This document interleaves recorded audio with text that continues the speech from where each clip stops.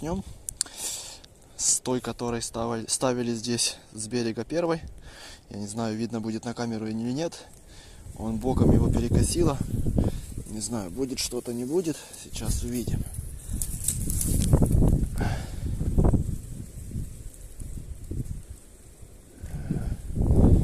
Я понял, что у нас щупачок.